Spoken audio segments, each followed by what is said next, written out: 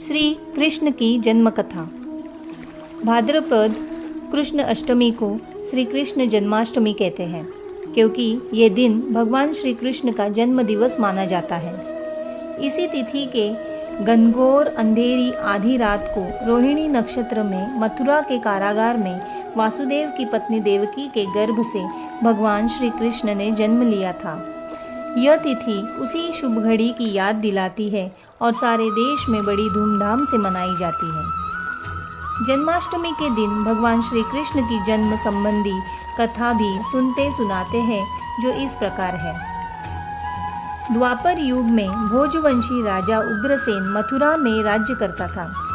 उसके आतताई पुत्र कंस ने उसे गद्दी से उतार दिया और स्वयं मथुरा का राजा बन बैठा। कंस की एक बहन देवकी थी, जिसका विवाह वासुदेव नामक यदुवंशी सरदार से हुआ था।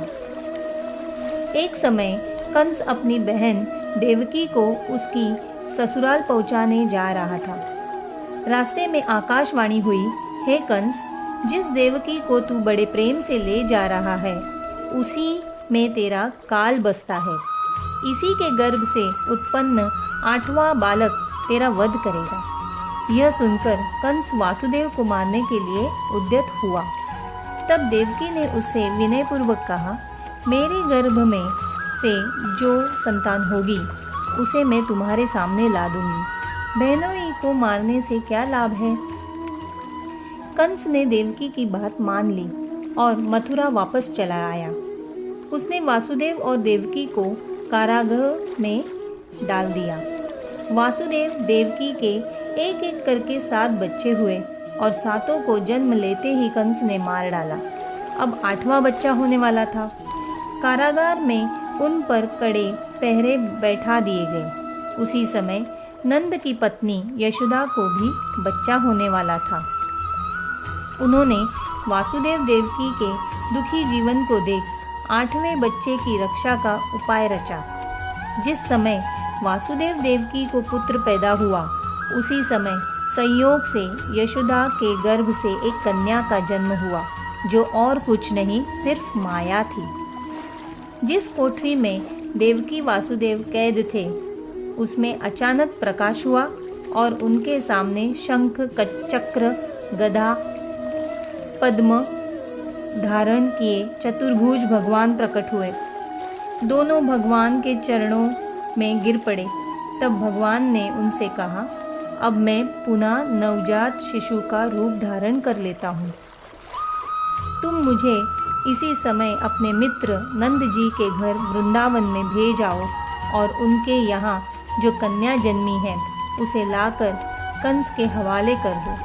इस समय वातावरण अनुकूल नहीं है, फिर भी तुम चिंता न करो। जागते हुए पहरेदार सो जाएंगे, कारागृह के फाटक अपने आप खुल जाएंगे और उफनती अथा यमुना तुमको पार जाने का मार्ग दे देगी। उसी समय वासुदेव नवजात शिशु रूप श्री कृष्ण को सूप में रखकर कारागृह से निकल पड़े और अथा यमुना को पार कर नंद जी के घर पहुँचे।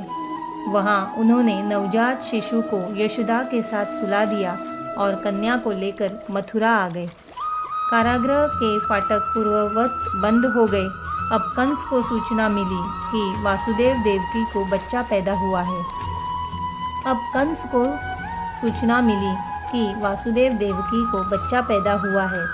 उसने बंदी गृह में जाकर देवकी के हाथ से नवजात कन्या को छीनकर पृथ्वी पर पटक देना चाहा, परंतु वह कन्या आकाश में उड़ गई और वहां से कहा, अरे मूर्ख, मुझे मारने से क्या होगा। तुझे मारने वाला तो वृंदावन में जा पहुंचा है। वह जल्द ही तुझे तेरे पापों का दंड देगा। यह है कृष्ण जन्म की कथा।